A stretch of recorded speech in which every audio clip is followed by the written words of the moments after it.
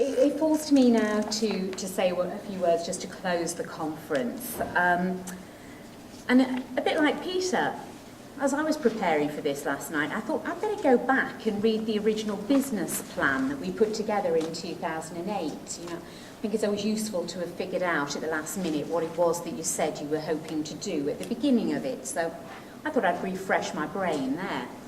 And as I read that through, I was struck by the enthusiasm and the optimism that was written through it. It was a cracking bid.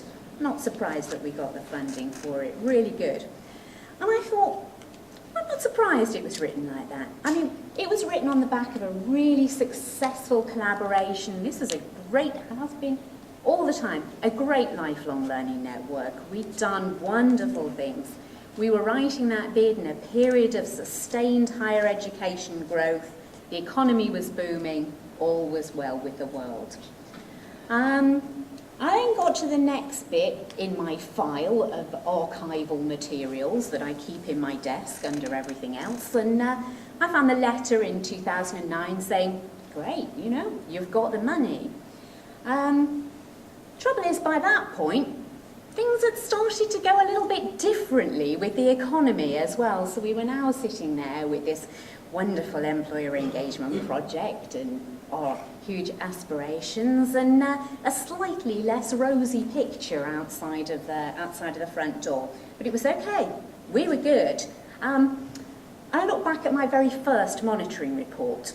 We started in April, May 2009, and by September 2009, I very optimistically wrote, after a slow start, we're now making good progress and have now recruited most of the staff team. So I was obviously feeling quite buoyant by that point. All went well, but it did pick up, thank goodness, after that. It was a little bit of a slow start, but we did pick up momentum. And then, of course, May 10 came along. We had a change of government, and pretty much the world as we know it ceased to exist. It all began to change very, very significantly. Because, of course, in order to deal with the terrible deficit that was left by the previous government, I have checked, you have to say that, it's mandatory before you make any sentence about potential budget cuts. Glad you managed to get that one in, Peter, in some way, but, we had to face a new environment. Teaching funding, it was a thing of even co-funding, just a little bit extra that we were able to offer employers was also going to be taken away. So it really was quite a different scenario that we suddenly found ourselves dealing with.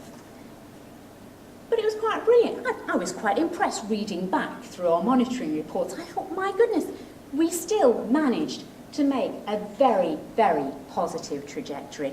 And I was so proud to see those figures Julian put up at the beginning there today. 775 new learners funded by their employers, paid for. More than 100 employers were delivering courses for that have paid us cash, hard cash, over £1 million. That's fantastic. And I am still doing the figures on contributions in kind, but it's already well over £1 million that we can trace.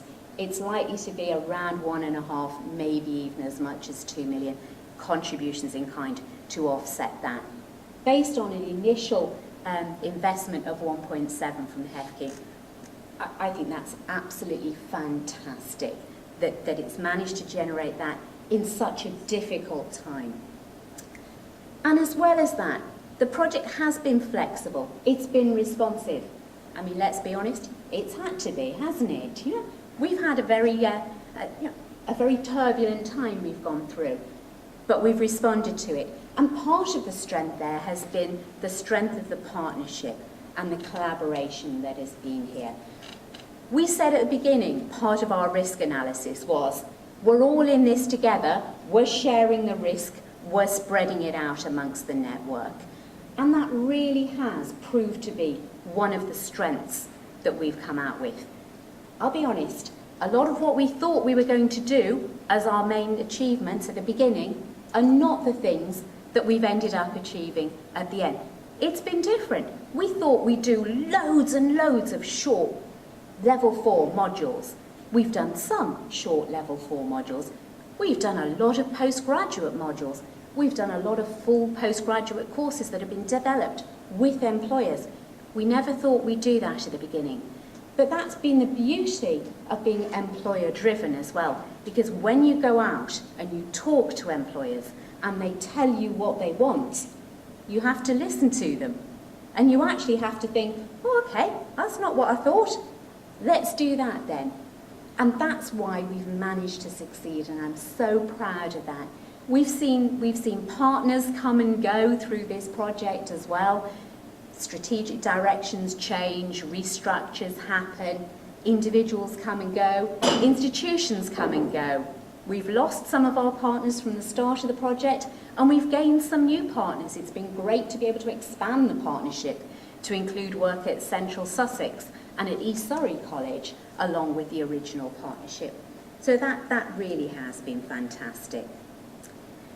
We heard from Aoife this morning that the need for higher level skills is still with us, and in fact is becoming more and more important. It's more important than it ever was, and it's not going away. We heard from Sylvie about how important it is for employers to invest in training in order to stay ahead of the game and to be at their best that they possibly can be. And Sylvie, I don't think that you are in any way alone. I think that message that if you invest, you will become more productive and you will be better rings true for every employer, so thank you for that. Peter, it was interesting to see the chart that you showed there about the other aspects of employer-generated income that have come along with things. And that's certainly something we found with the Centre for Work and Learning project. Although our focus was around staff training and CPD, we've actually found that the added value that's come from those employer engagements has been huge. Our staff, our CWL leads have been out there working with businesses, working with employers, and very often they're coming back, and it might not be about a training need, but it's a KTP, it's a bit of consultancy, it's a visiting lecturer, it's more student placements, it's other opportunities, and they have really, really enriched our employer engagement right the way across the piece. So it goes so much further as institutions, the benefit of this project, than the headline targets that we've achieved just for the CWL against the original targets. I'm really pleased that, you know, as Julian said, this is not the end. It's coming to the end of our first phase of funding for the Centre for Work and Learning. But we've known that. We've been working to this all the way through. This work is carrying on. Much of it is already embedded in our institutions. It has a life beyond this project. And I'm just really proud of what everybody here has achieved today, and I hope you've been able to get a strong flavour of that. Thank you very much, and I hope you've managed to learn a little bit more about the project, and anything you haven't learnt or you want to know more about, get in touch with us. We'll see you again. Thank you for coming.